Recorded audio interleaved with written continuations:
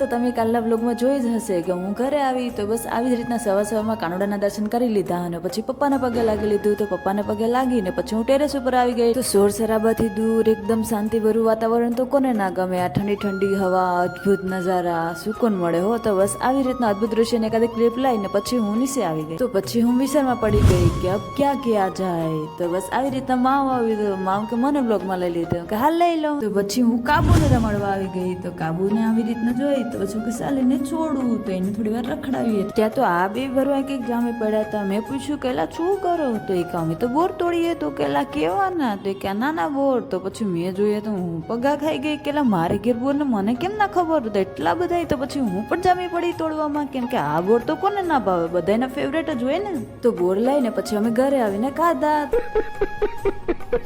આજના બ્લોગમાં આ જ હતું. બ્લોગ સારો લાગ્યો હોય તો લાઈક, શેર, સબસ્ક્રાઈબ કરવાનું ના ભૂલતા.